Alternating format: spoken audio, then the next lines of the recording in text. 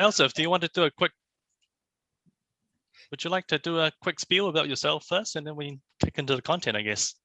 Yeah, sure. I'm Elzeth Grant-Fargie. I'm a Senior Policy Advisor in the Tenures and Housing Quality team at the Ministry of Housing and Urban Development. My team is responsible for the Residential Tenancies Act and also the policy development of the Healthy Home Standards. We work quite closely with tenancy services on implementing and getting all the information out to people. Thanks, Elzeth. And kia ora koutou. My name's Raymond. I'm from the Tenancy Services team. So we work alongside closely with our colleagues over at HUD with providing obviously information to all the stakeholders in our sector and also assistance for those who have questions. So can I just say again, thank you to Jan for putting this together. It's great to be able to speak with you all. And thank you for the questions that you've sent through as well for this Healthy Homes webinar. It's always good to have questions pre-submitted to us because then we can look at what resources and information we can provide as well. So not just giving you a verbal answer, but gives you something to take away, which is also always useful when you want to refer back to it at a later stage. Just a couple of things before I start the content. I'll be doing most of the speaking, so apologies for that. You'll have to put up with me for the next 20 minutes or so. Elzeth will probably jump in with comments or things that I've unfortunately missed out accidentally. Hopefully she won't have to jump in too much. And I just asked that if you guys can put your mic on mute for this session, because otherwise there can be background noise. And there'll be it, and as Jen have said, in case you've missed it earlier, and the session is recorded, so don't worry about taking notes down. Should be able to send you a link, and we'll be able to send you through some of the content anyway, so you don't have to speed write as you listen. So there's that. I'm just going to share my screens because it'll be a bit easier for you to see, and you don't really want to see my face anyway. So let's have a quick look.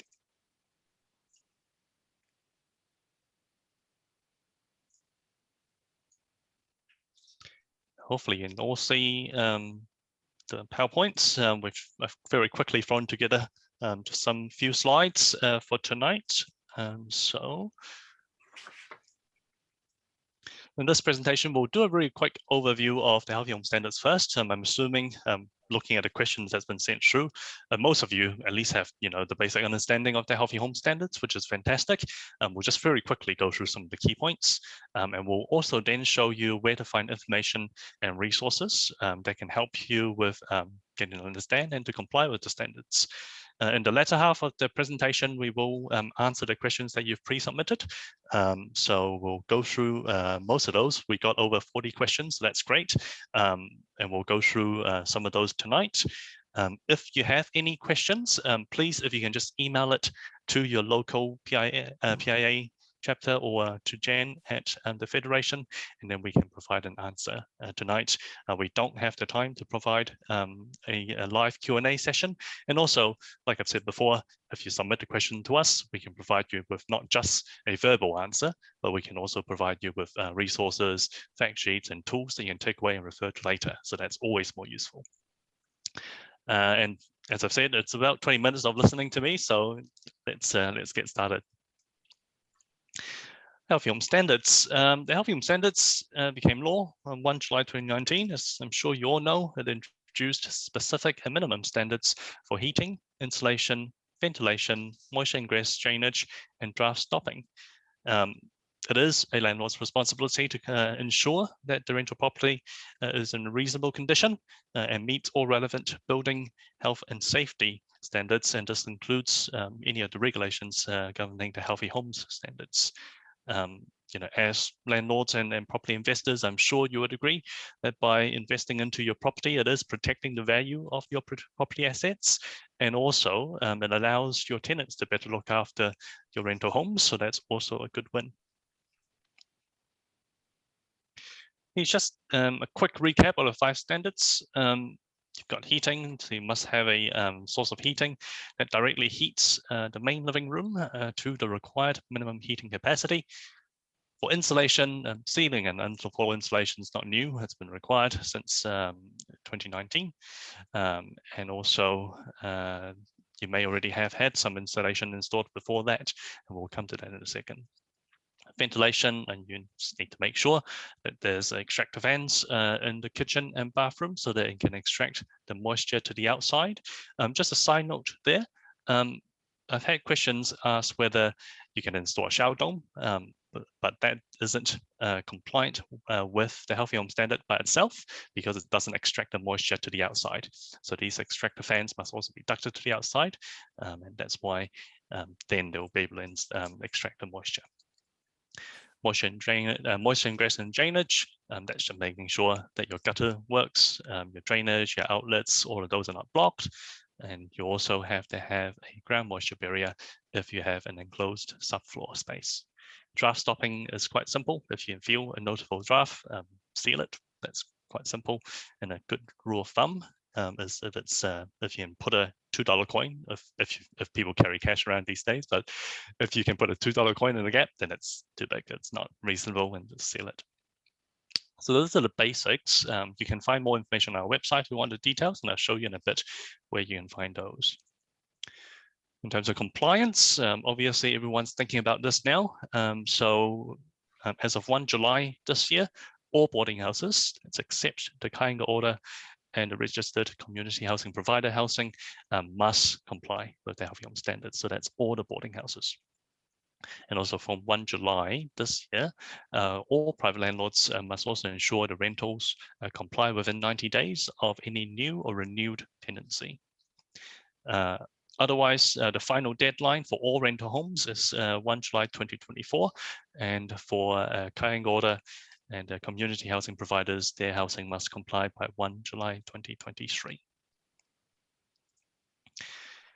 Another question that we get asked a lot, and you'll see some of the questions as well, some of this question come up in those that have been submitted, is about assessing your rental homes. Landlords can assess your rental homes yourselves, or you can ask a professional for advice. Tenancy services have a range of documents and resources that can help you assess whether your home is up to the standard or not. And I'll show you some of these as well, so you know where to find them on our website. You don't have to get an external assessor to do the assessment, but if you find it difficult to gather the information, or you just simply don't know how to do it, or if you've got, say, I've been talking to a property manager and they've got on their portfolio about 300 properties, it's not reasonable to expect them to climb all the ceilings and underfloors. So it might help in that case to get an external assessor to do the assessments for you. Just remember what is required under the Healthy Home Standards is the statements. The regulations don't require an external assessor. It doesn't require any sort of certification. It requires statements, and I'll go into that in the next slide. Having said that, like I've said before, external assessors can help with pointing out things that may need to be fixed and can give you advice on potential solutions. How you choose an assessor, honestly, you've got a good network of members here. Talk to others who have used a good home assessor and have provided trusted advice and good service. It's no different to using a plumber or electrician. You ask around for someone who's got a good record, right? So that's the same for if you would like to get an external assessor to do the work for you. Here, for the healthy homes, here are the statements that are required of the landlord. The first one, since 1 July 2019, you have to provide the Healthy Homes Intent to Comply statement in any new, renewed, or varied tenancy agreements. This confirms that either the landlord will comply with the Healthy Home Standards or already complies. So this statement is actually quite simple. It's about half a page. We've got a template for this. It's about half a page. If you already comply, you just go, yes, I already comply, sign and date, done. Simple, 30 seconds. If there's still work to be done, then you have to just note down the date that you have to comply by for the property and sign and date, and make sure you get it into works as early as you can. The other statement, the Healthy Homes Compliance Statement, which we also have a template for. This one is a bit more in-depth. We've taken good time to develop this template for the compliance statement. It's 13 pages, but there's a lot of tick boxes, so it's not difficult to fill. It may take a little bit of time, say 10 minutes, but it's still very easy to use and very easy to follow. What the statement says is the current level of compliance with the Healthy Home Standards for a particular property. It doesn't mean you have to have everything done and then do the statement.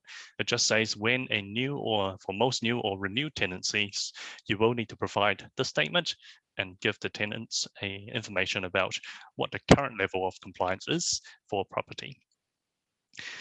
You'll see in the questions later that someone's asked this question already. What if I had, say, for example, the bathroom fan needs to be replaced because it's no longer doing the job properly? What do I do with the compliance statement in that case? Well, in that case, what you need to do is specify on the statement that the bathroom fan is not currently compliant.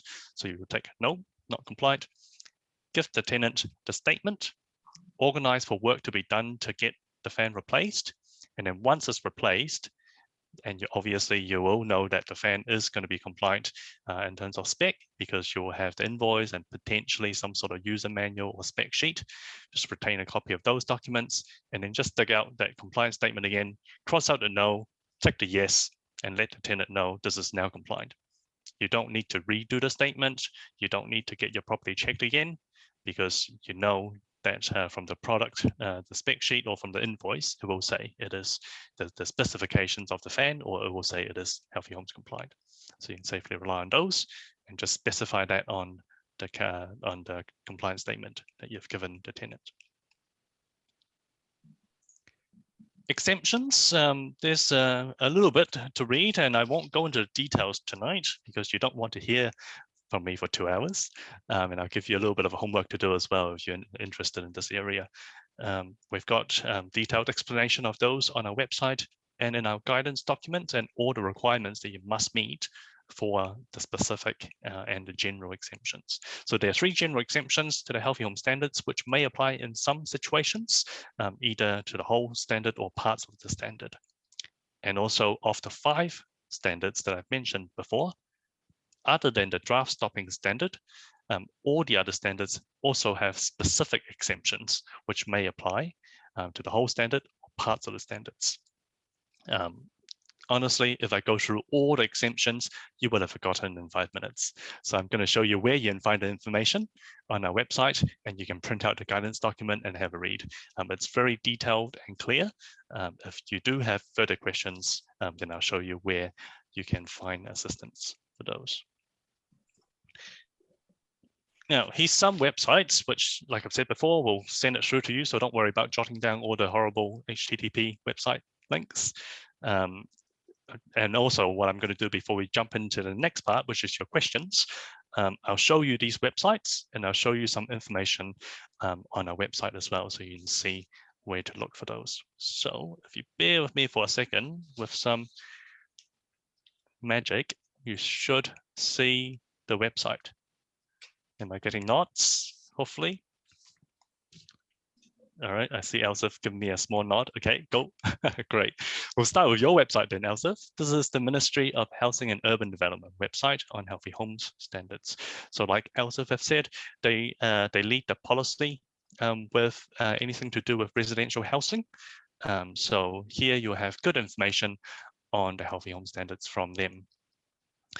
There's good Q&A documents that they do produce on the Healthy Home Standards, and also some of the other things relating to residential tenancy. So have a whiz around their website, and they've got a fact sheet as well. So you can click on those, you can open those and download. I'll just quickly show you that.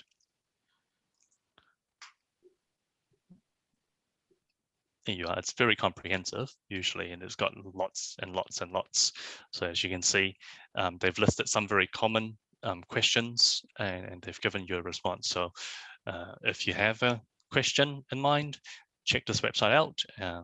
You may find some answers there. So that's the Ministry of Housing and Urban Development website. Onto our side of the story, we've got the Tenancy Services website, which you may be familiar with. At least hopefully you'll be familiar with the name and branding in the green color. This is the Healthy Homes page, and it's got pretty much all the information you need to know about the Healthy Homes.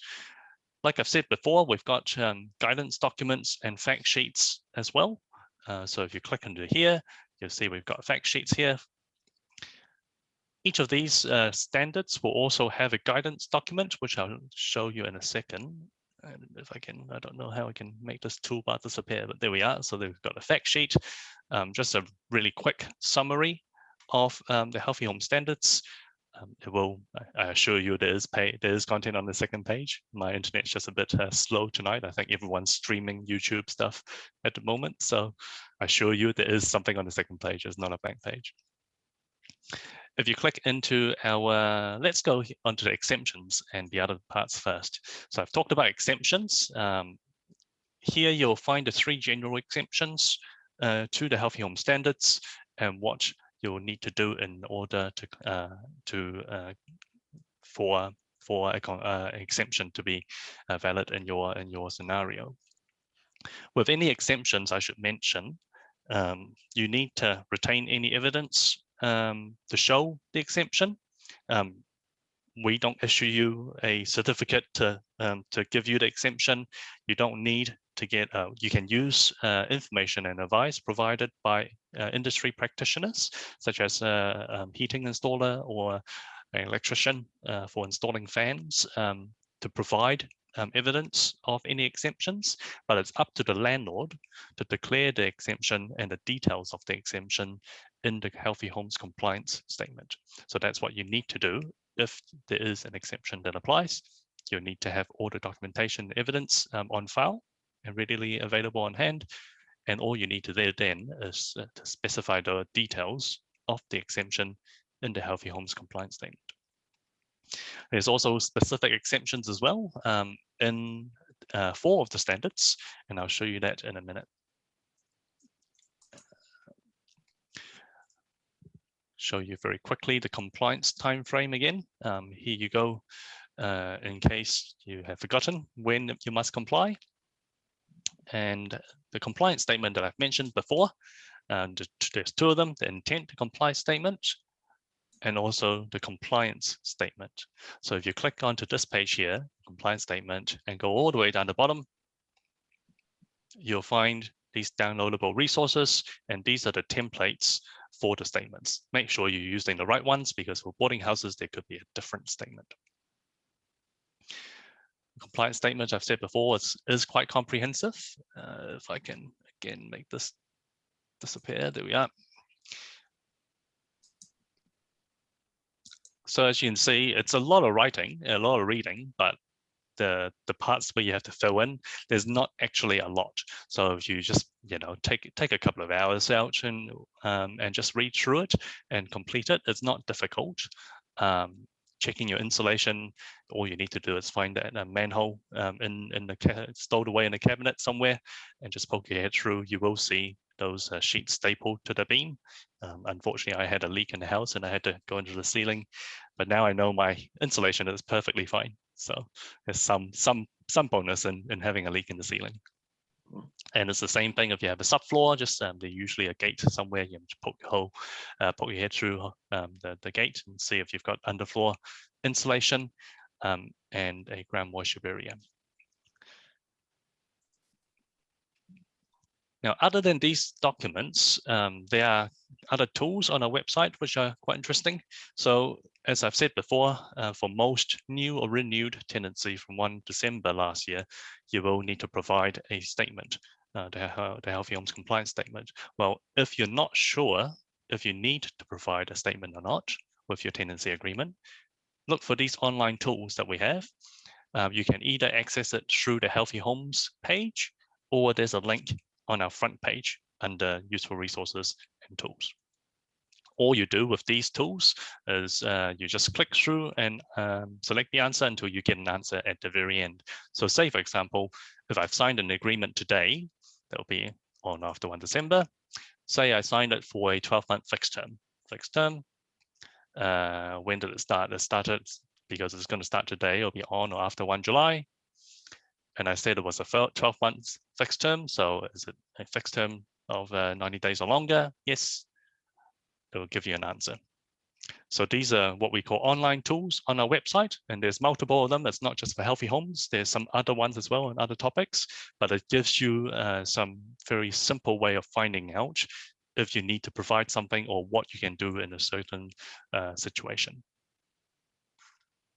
It's a lot to take in, so have a look around both our websites, on the weekend for your leisure reading, and just have a play around. You shouldn't be able to break our website, so have a play around with all the different tools and resources. I just also want to show you our Raise the Standard website, which is by the Tenancy Services. Here you'll find really useful information. So if you go to say I'm a landlord page,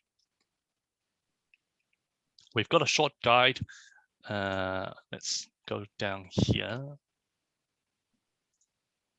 We've got a short guide on the Healthy Home Standards, which you can print out and read. It's again very detailed, and it's got lots of good tips for you as well. And this separate site that we have developed, it's all very easy to understand language. It's even more plain language, I guess, compared to the Tenancy Services website, but it's got a lot of different tips and tools as well, which will help with your understanding and compliance with healthy homes. This one's quite useful as well. We've got a checklist that I've said before.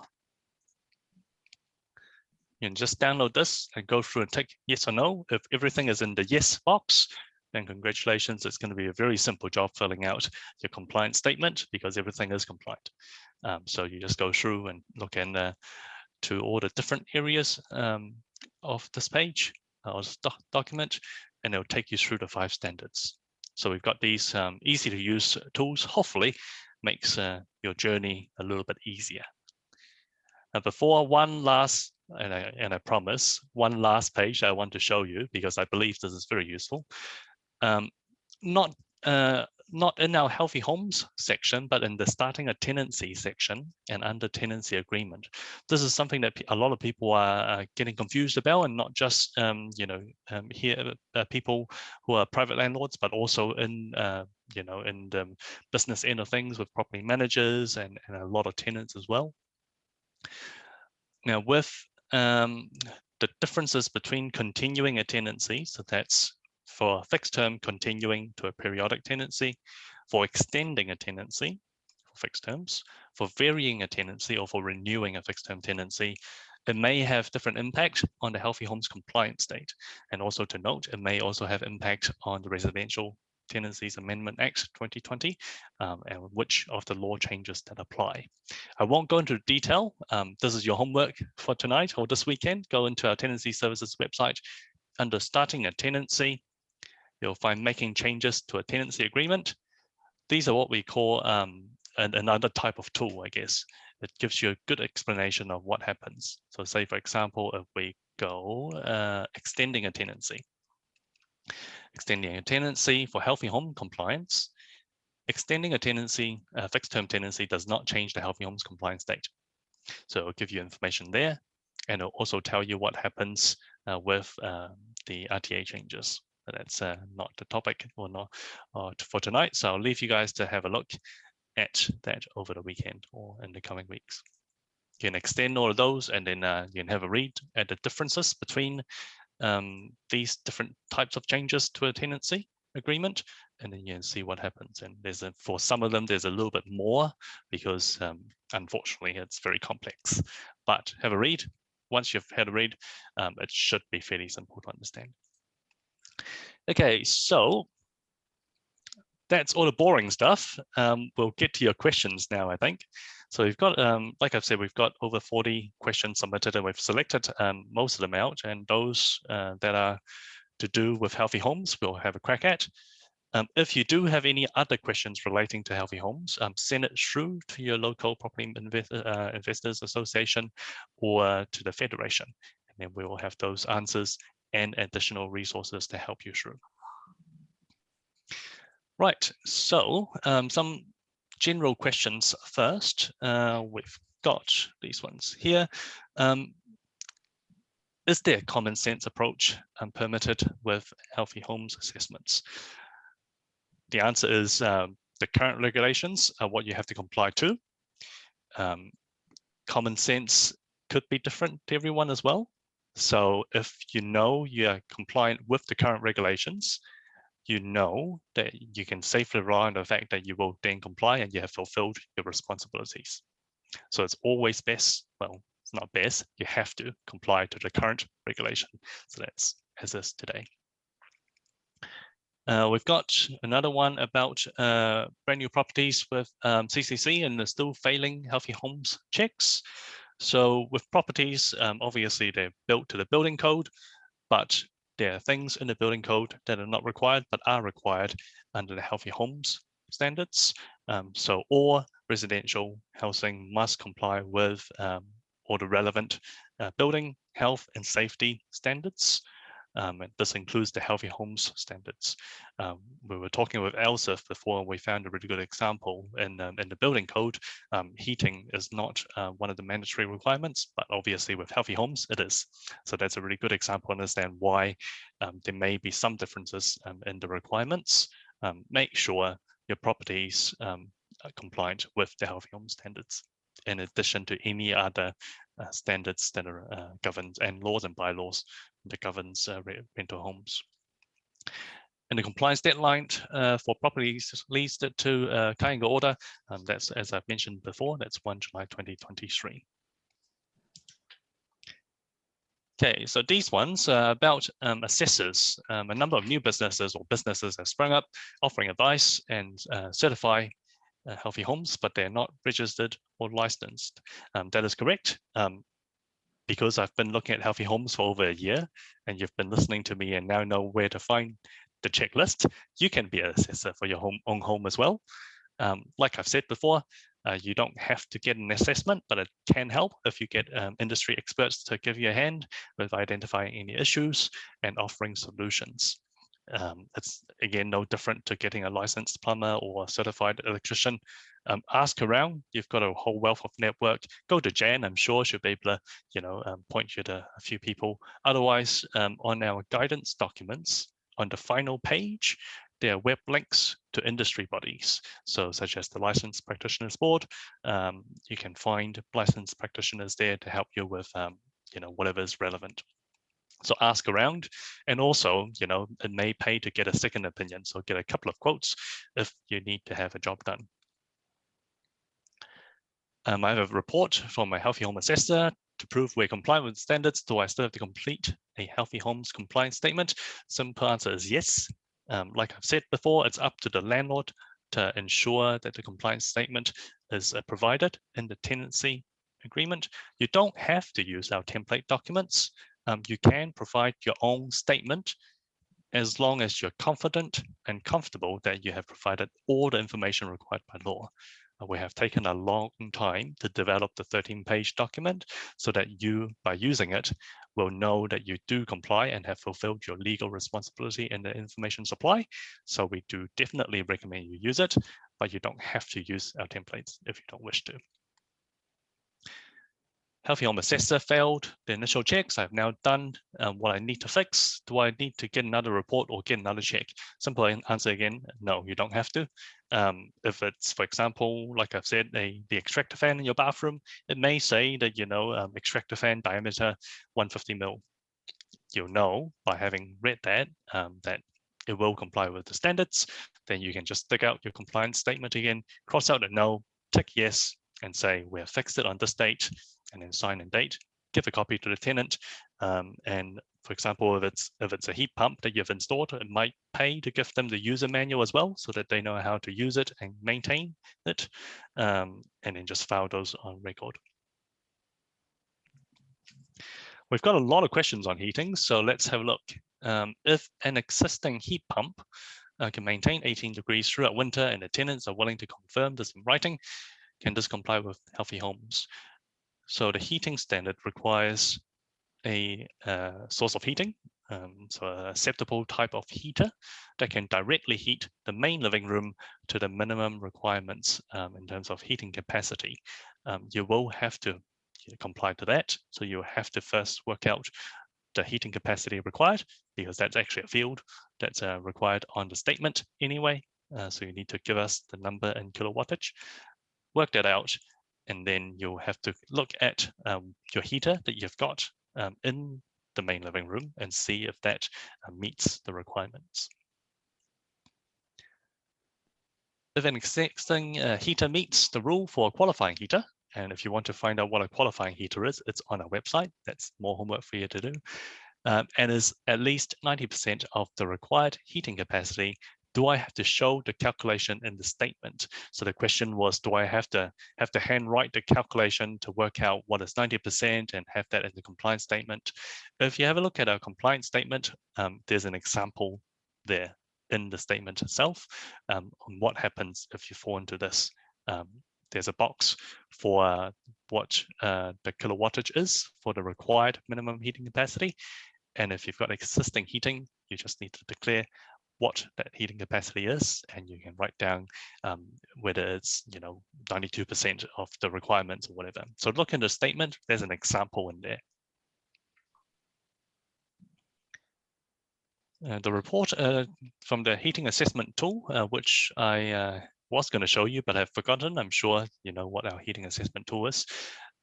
Shows that I'm in climate zone 1, but we should be in climate zone 2 for the Manawatu region. We've looked into the tool and also the reports.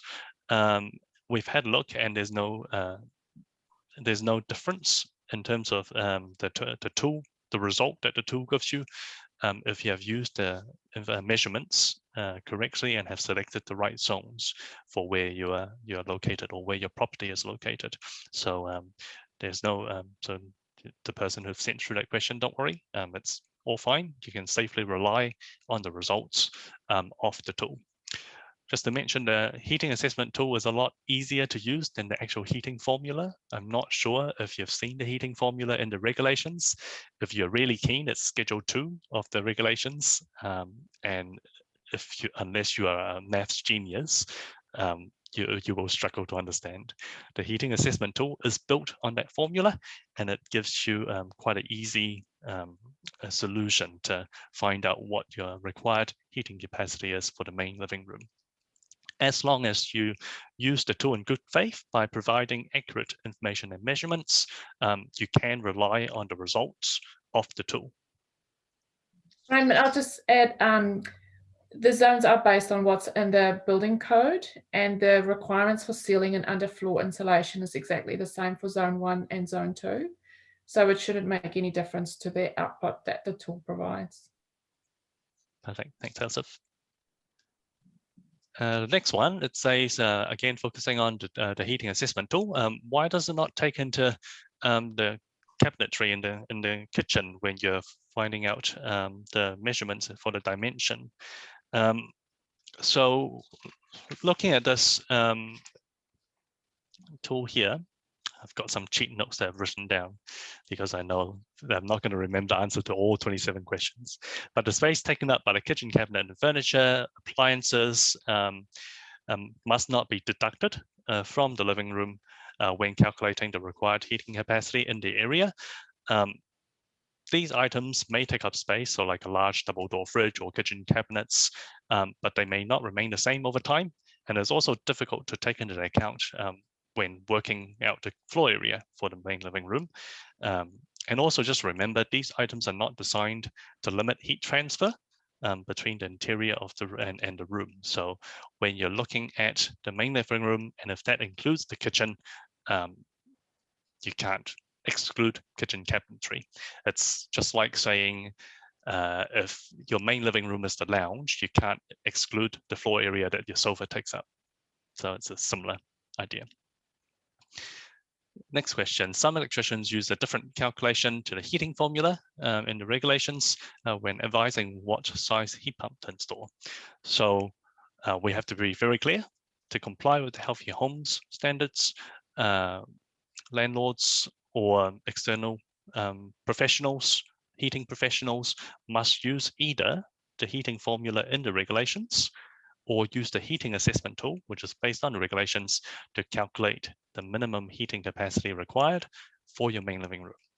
Which means if you are getting a heating installer to check your requirements, it pays to check to see if they're using our formula or our tool to work out the kilowattage you require for your main living room. Because if they're using a different formula and you didn't realize, then you may not comply. So it's always best to check and confirm that they are using either the heating formula or the heating assessment tool. And I've said before, can I rely on the calculations and advice by a heating installer for work needed in order to comply with the Healthy Home Standards? As long as they're using the heating formula or the heating assessment tool, then yes, you can safely rely on their advice. And as I've said before, ask around for recommendations for industry professionals. And it also pays to get a couple of quotes so you can get a comparison. Now, this is a good one, a fixed heater. Does that mean hardwired or just fixed to the wall? So this one here, it means it's you don't have to have it hardwired, it's just fixed to the wall. And if you want to find out what an acceptable heater is, it is specified on our website. So have a quick look at that. If I'm not permitted to install a heat pump in an apartment unit, do I have to install one or more fixed heater instead to comply with the heating standard? Landlords can install one or more acceptable types of heaters to meet the Healthy Home Standards. So if you can't install a heat pump for whatever reason, first you'll need to detail the exemption in your Healthy Homes compliance statement, and then you'll have to look at what alternatives you have in order to satisfy the heating requirement. So that may mean by installing one or more fixed heater in the area. Again, you can ask for a professional in this area, such as a heating expert, to give you advice on what is a workable solution, and then just retain a copy of that communication. Always get them to send you an email saying this is what we recommend for the job, and get a couple of quotes, get a couple of advice, opinion, and have those on record. I'm getting different advice from different sources, such as councils and building professionals on what I can install. What should I do? Again, if you feel that there may be an exemption to parts of or whole of any of the standards in the Healthy Home Standards, you need to get, you need to have a professional. You have to have a professional to advise on what is possible or not. You can't make that decision and say, look, there's not enough space on the wall, I can't put anything here. You need to get someone to come in and say, you know, in our professional opinion, this is what we think, and this is the advice. And like I've said, retain a copy of that advice so you can improve it if necessary. Next one, the tenant does not want a heat pump and is happy with the current heating. Can we sign a declaration to say we don't have to comply with the heating standard? Answer is no. Landlords must comply with the Healthy Home Standards. So if the current heating is not sufficient compared to what your minimum requirements are for heating, you will need to find a solution, and you'll have to install the heating devices that can meet that minimum requirements. Just have to say, add in there as well, there is a provision for existing heating. So have a quick look on our website, and in our heating guidance document, it will have a little bit on existing heating and whether you can include that and comply with the heating standard. That's the next question. Existing heat pumps and providing adequate heating is being replaced to meet the Healthy Home Standards. Can the current standards be reviewed or modified? Like I've said before at the very beginning, the current regulations are what you will have to comply to. If for private rentals, if you've got a new or renewed tenancy since 1 July, and that's you've got to comply within 90 days, or you've got to comply by 1 July 2024. So it's the current standards that you have to comply by.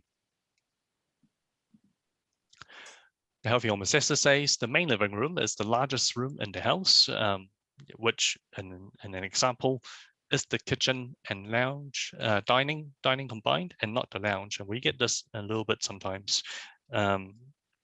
Healthy home standards requires the main living room of a rental property to have fixed heating. A living room can be any habitable space that can be used for general everyday living. So deciding if a room should be considered as a living room will usually depend on the characteristics and features of each room. On our website, I think we've got a really weird example. If you've got a party room, that's not for general everyday living. I was having a joke with our colleagues, who have a party room these days. So I don't have one at home. So, but such as other examples such as dining and kitchen, that can be considered as a general everyday living habitable space. If you've got more than one of these living areas, then the largest one should be taken into account, and that's what you will have to size for when you're measuring for the minimum heating capacity required. Having said that, this question comes to us a lot. What I tell people is the Healthy Home Standard sets out specific and minimum standards. If you've got a really big house or really big rental property, and if it makes more sense to have a heater in the lounge, you can also add additional heaters. This doesn't mean you only need to provide, or you only can provide heating in your largest living room. You can also provide heating in other areas necessary. So that's something to consider. My tenants would like the heat pump installed in the lounge instead of the dining and kitchen, which is worked out to be the main living space. Can I do so and ask them to sign a waiver? So like I've said, you can install both. I know it's a little bit of a cost, but it does help with also protecting the value of your property. And it does help with your tenants looking after your property as well, because if can improve the internal living condition in the house, there can be less dampness, there'll be less mold. It's only good for the property and you'll have less hassle as well. So it's probably worth investing into. Next one, the body corporate rules will not allow penetration through the cladding and or the roof. Is this sufficient grounds for an exemption? So when you believe an exemption applies, or such as this one, you can't do anything because you can't install a extractor fan that ducts to the outside, or you can't install a heat pump, first of all, get a professional advice on workable solutions and how you can comply to the greatest extent reasonably practicable. And then just document those and have those on file should you need to prove that an exemption applies. And then also just detail that in the Healthy Homes compliance statement. Right, that little symbol in the top right-hand corner that I put in means it's the next standard. So we've got all the heating ones out of the way, which is great. The next one's on insulation. So the first one, what's the minimum R value for the whole for insulation the same for the whole of South Island when there are vast temperature differences? So as Elzeth have mentioned before, the R values and zones in the insulation standard is based on the current building code requirements. The climate zones outlined in the building code were taken into consideration at the time of developing the regulations on the minimum R values for insulation. And that's why it is that way currently, which flows on nicely to the next question. Will the proposed climate zone changes in the building code affect the insulation standard? If you weren't aware, currently there's a public consultation out there about a whole lot of revisions or updates to the building code, one of which is looking into the climate zones. Now, so when they are confirmed legislative changes in those areas, we will then look at what that means for the Healthy Home Standards, what the implications are, and whether any of the Healthy Homes Standards side of things needs to be updated.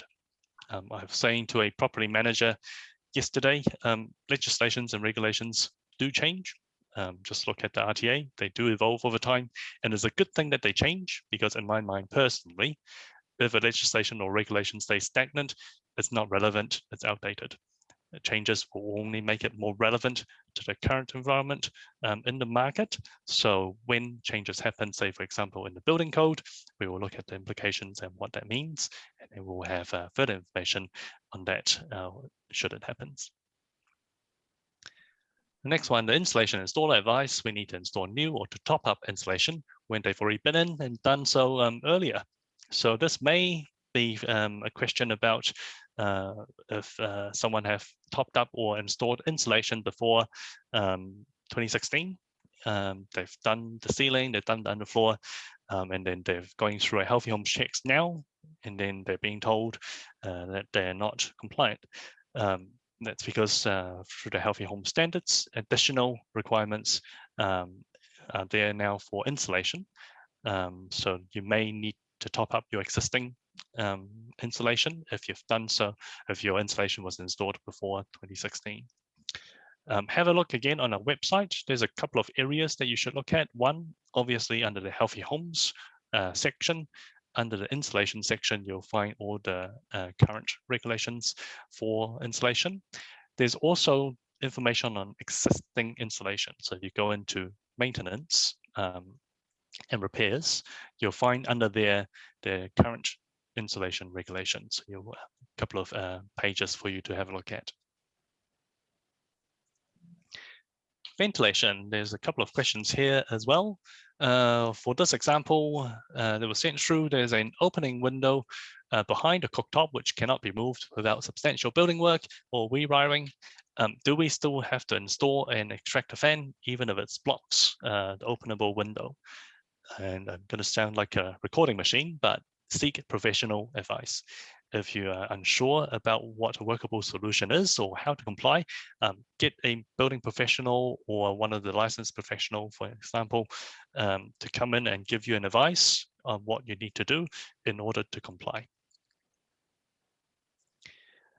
Bathroom and kitchen fans are not ducted to the outside in some apartment buildings, and it's unrealistic to do so retrospectively. Can this be an exemption? Again, get professional advice. If you're unsure on what a workable solution is, get professional advice. They'll tell you whether it's, they can do it or not, whether it's reasonably practicable to install a certain thing to comply, and then just document a copy of their communication so you've got that on record. And the third one on ventilation, there's not enough space to install a range hood. My tenant doesn't want an extractor fan to let in cold air. Can we sign a declaration for being exempt? That's a similar question to the one before we had with heating. Landlords must comply to the current regulations. Again, get a professional to come in and give you some solutions on how you can comply with, say, the ventilation standard and still won't let in cold air. I'm sure there are multiple types of extractor fans, and there's a lot of different coverings available that can limit some of the airflow when the ventilation, when the fan's not in use. So again, get professional advice. The next one, it sounds like everyone's fine with moisture ingress and drainage. We only had one question in this area. This is an interesting one. So my rental home has a purpose-built basement, which is half taken up by a concrete rainwater tank, and it's surrounded by free draining scoria of 2 meters deep. Do I still need to put a ground moisture barrier on top? And again, the recording machine comes out, get professional advice.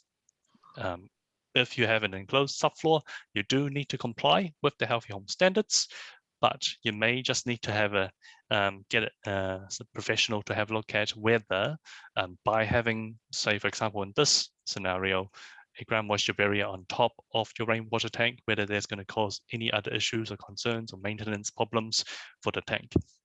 That I don't know. You'll have to get professional advice.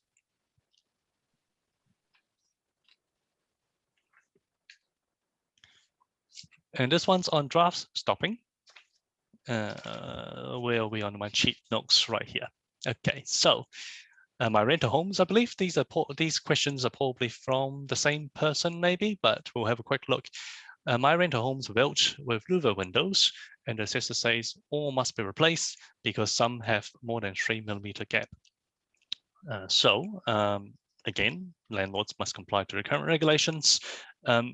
If you don't feel that is, advice that you believe is, if you have questions about the advice that you've been given by a certain professional, ask around for another contact and get them to have another look. Like I've said before, it's always good to get a couple of quotes anyway, because there could be price differences if you need to do any of the jobs. Are closing louver windows banned under the Healthy Home Standards? No, it's not banned, as long as louver windows are permitted, as long as there's no reasonable gaps which can cause noticeable drafts, because the whole idea of the draft stopping standard is to help tenants being able to warm up and retain warmth in the home efficiently. By having constant draft, that's not going to work. It's not going to keep it warm. It's not going to warm up, and it's going to be costly for the tenants. And we've got the last question here. Wouldn't tightly sealed windows and doors cause condensation and mold in the house? That's why working hand in hand with one, the ventilation standard, say for example, in the kitchens and bathrooms, they'll help with that. The purpose of the draft stopping standard, as I've said before, is about heating up the room and maintaining the heat. On the Raise the Standard website, so that's the bright purple website that I showed you before, there's some handy tips that you can give your tenants. They're called tenant healthy living habits, which includes a list of things that they can do to help with the upkeep of the property and maintaining a healthy living environment. And these are very basic tips, like opening your window when you're cooking or after shower, and just airing out the room for 5 minutes every so often.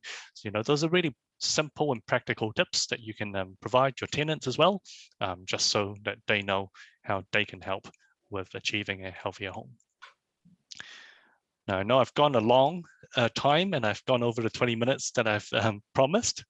But it's great to have all the questions you've sent through. There's actually a few more, and we've got a whole list of them that's not actually related to the healthy homes as well. So thank you for those. But as you've seen, I've talked for almost an hour. We won't have time to go through the other questions. But if you do have any other further questions on healthy home standards or on other topics, contact your local PIA or Jan and Sharon at the Federation. It's been great, and we do really want to work with you guys to ensure that you understand what's required, because often that's all that needs is just sharing the information so that actually it's in pretty good shape, and I'm compliant with most of the items. I just need to fix the smaller stuff here and there. Those are the websites again. Again, I'll send this through to Jen, and she can distribute it so you don't have to copy it down. But that's it from me. Elzeth, do you have any comments or thoughts? No additional comments. You've covered a lot of ground tonight, Raymond. So hopefully people have managed to take in a bit of that, and hopefully the questions and the answers have clarified the queries that you had. Yeah. So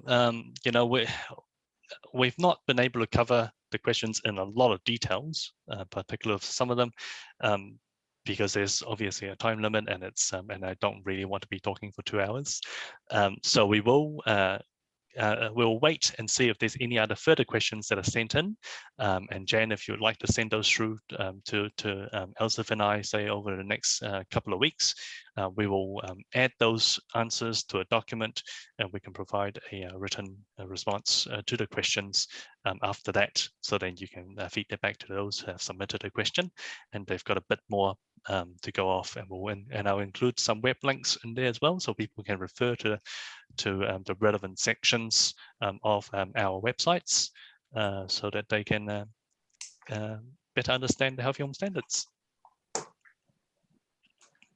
Right, thank you very much for your input, Raymond and Elzeth. And we'll finish there. Anybody who wants to chat further, I will stop the recording, and those who wish to leave, please leave.